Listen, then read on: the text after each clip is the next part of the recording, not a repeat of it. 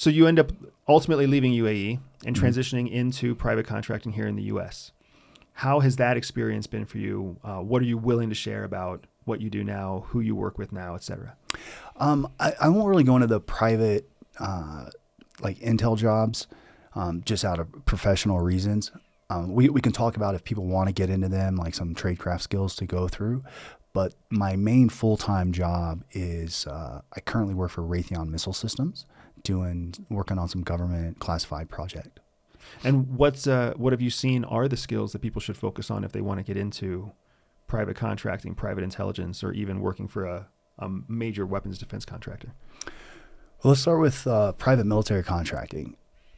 Obviously, if you're a veteran, you check the box for some sort of military training that says you can follow rules and regulations and you have a little bit of work experience. So for the veterans out there, that is a big deal.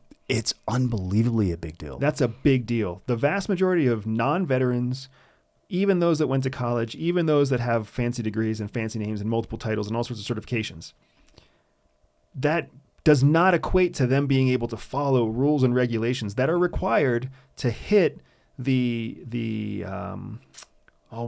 just lost it.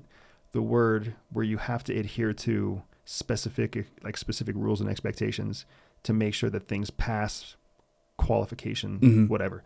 There's a fancy word for it. I lose it right now, but compliance. Just because somebody has certifications doesn't mean they can be compliant to what it takes for a PMC to meet the requirement of the customer. Yeah. I see it all the time in the engineering defense world. Yeah. Some college graduates come in with these titles, PhDs, zero work experience. And come on, you got to know a little bit of experience, right? So private military contracting, Eric Prince started this really cool thing. I don't know if the company, I think it's called Academy right now, if they still do it, but he saw a need for additional static type roles where he started his own boot camp for people that couldn't actually join the military due to color blindness, flat foot, or people that were 30, 32 years old that really didn't want to go to boot camp in the military. Yeah. He ran his own boot camp specific to private military and protecting work and static work. And then you could go on your first deployment for that. I think they still offer something like that, but those are contract gigs around the world. It's still good experience for people. If you're trying to get into the, I'd say domestic or corporate executive protection, most PMC organizations still run a 2 to 4 week, what they call PSD training, protective security detail training, while you'll learn driving formations, walking formations.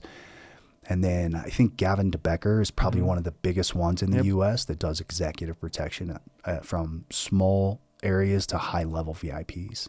And then what tradecraft skills do you see are actually relevant in the private intel world for folks to learn? A second language. A second language. Start with, most people will go down the rabbit hole of tactical shooting schools, like a plethora of 610 schools. Mate, if you can shoot a weapon, I can take a good instructor and get you up to speed to pass a course. Right. Executive protection work, you don't do a lot of shooting. Private intelligence work, you don't do a lot of shooting. And if you do, there's other problems as well, right? So you definitely need the skill set. But a second language is extremely useful for just various places that high-level people in corporate worlds, international dealings, they're always looking for a second language. Medical training, situational awareness is a huge one. And I hate to say situational awareness because it is this military tactic YouTube, we're so cool. No, mate, just walking from here to the grocery store, who's out? Is the environment its normal baseline? What is the baseline? That is such a huge component of intelligence and protecting people because you have to be able to anticipate in order to prepare and mitigate a potential threat. It's funny because I often answer, when people ask me the same question, I often answer, you need to have analytical thinking that's objective-based, not subjective-based. And then you need to have the ability to write. If you can't write, you're basically worthless. You are in the intel world, right? Oh my God. You've got to be able to articulate to your audience clearly and concisely. Because your audience is always a customer, and the customer is always the last thing they want to do is dig through poorly written reports to try to figure out the things that they need. Yeah. And I've seen more people fired because of poor writing skills than I've seen of people fired because they don't know how to do a dead drop or they don't know how to use situational awareness or whatever else, right? Yeah. There's no tolerance. There's no patience for people who share their opinion as fact, and there's no patience for people who write poorly when the deliverable is written assessments. So that comes to professionalism and awareness. Like people think, oh, I want to go be a bodyguard because I can fight, I can shoot, and I'm 220 pounds. Yeah, that comes into play, but look at the end result, the deliverable. And it comes to, a lot of times in intelligence, definitely comes down to report writing and that being usable by somebody else. Yeah, the concept of getting off the X is a concept that the movies don't ever highlight. A true professional avoids the X or gets off the X. They don't engage in combat to dominate their enemy when they're attacked. That's not what they do, because you never know what the enemy actually has. Just because you think you see 6 shooters doesn't mean there's only 6 shooters. It doesn't mean that there isn't, droves of reinforcements on the way. It doesn't mean that there isn't an improvised explosive device hiding just 5 feet to your left or to your right, right? So the whole idea is identify the threat before it happens. Yes. That's an intelligence challenge. It is. And that's where the Holy Grail is. That can't really portray that in action movies because it's not action. It's quite mundane. Yeah. It's a lot involved with it, but it's just not as sexy. To people like you and I, it is very sexy because we see the value in that and we can read between the lines and go, oh, that's important. That small detail is critically important. So, Trevor, we have a lot more conversations ahead of us because you're just such a fascinating guy with such an incredible background. But for now, tell folks where they can find you. Tell folks what you're working on. Tell folks what's important to you. The most important thing is family and kids. Like that is a driving factor of why I'm doing what I'm doing right now. I'm working on a project for us called the Family Disaster Planning. I looked online to figure out how to make an emergency disaster plan for my family. Now, my college degree is actually in emergency preparedness and disaster management, which was a phenomenal experience. Researching online, man, you get some weird stuff. You get what's free. So I decided to start making this course so that we could teach and educate people and guide them through a framework of how to become better prepared. And what you're talking about when you say you're doing it for us, like this is a project you're working on for Everyday Spy. Everyday Spy. Absolutely. Yeah. Why have you chosen to put any of your effort or time into Everyday Spy? I was talking to Jihi a little bit this morning about this. A couple of years ago, I started watching your content and videos. I got a compliment there. Like that caught my attention. Like, this man just looks like he's very relaxed, comfortable with himself, which you don't see a lot of YouTube people like that. Fair. They seem a little bit fake. So I'm watching your videos. I'm reading the emails and content. You had a lot of courses that were going on, but I didn't really want to go to those courses. I didn't want to invest the resource of time and money to do something you'd already done. Yeah, but I'm still interested. Like selfishly, I want to go do it. Like I want to go do street craft, but I can't look at my wife and kids and say, I'm sorry, I can't spend the weekend with you because I'm going to go do this, right? She's like, your career's over. Like, stay at home. I was out at a San Clemente Island military range off the coast of California, and an email came through, and it was about you were having an Intel Edge in Las Vegas this upcoming Saturday, and I was in the process of moving to Las Vegas. I have no excuse. I don't have to pay for flights. I don't have to pay for a car. It's right there in the town that I'm living in. Yeah. So I called my wife and said, hey, Saturday, I'm sorry, can't do a barbecue. I'm going to be busy, because I wanted to come meet you in person and feel your energy. Like, are you just blowing smoke or are you genuinely passionate about helping people? And so I signed up for Intel Edge, and I was telling Gus this, like once I met you and the team and went, wow, they're wanting to help people break barriers that want to break barriers. You're not trying to market to a person this, I don't want your help. Like you're only looking to help those that want to help themselves. And you're not limiting your skill sets. Like coming from your background, you know, we need health, we need wealth, we need to develop relationships. Of course, there's skills that we need to develop as well. And that was profound to me. And so I thought, instead of trying to go off and do this by myself, this man is already on that mission. I'm just going to see if I can join his team. That's awesome. So that's what made me passionate about working with Everyday Spy. I mean, the power of the mission is something that I am just blessed beyond words for, because to folks like you, to folks like Gus, to folks like the countless people that work with us and support us, mission is everything, right? Mission is family, mission is friends, mission is impact, mission is legacy, mission is wealth, and mission is something that really drives us forward. People with no mission, I don't know how they get up every day. How do you feel? And we can do this on the next one. How do you feel like when you came out of the military? We call it, you refer to it as mission. I may say, what's my purpose? Yep, purpose. Because in the military, you had a purpose. You were told what your purpose was, and you were told you were the tip of the spear, and you were valuable, and you were this. Yeah. The day you step out of uniform, that all goes away. And you talk about being lost. So it's interesting when you said the mission of your family, like you're always open about talking about your wife and your children. That's how I feel now. When I started the conversation with my family is my life. The reason that I'm doing what I'm doing now, my mission, my purpose is for my wife and my children. I wish there were more men especially, but I'm sure they exist as women too. I just don't know them as intimately. I wish there were more people who were willing to say, my family is my mission. Because instead what happens, I think, is people feel like family is like an afterthought. It's like a requirement or a... You should do this. Yeah, it's checking a box.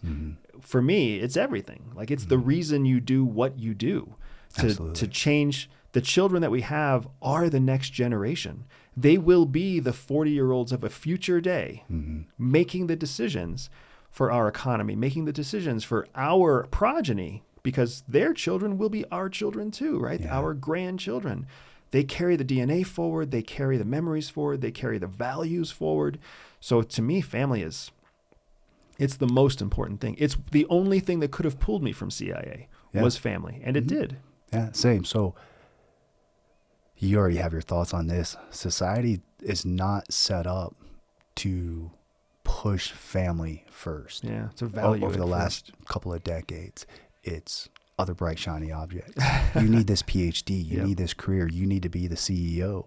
Yeah. You know, one of the most interesting persons that I know works at Raytheon, really great chief engineer.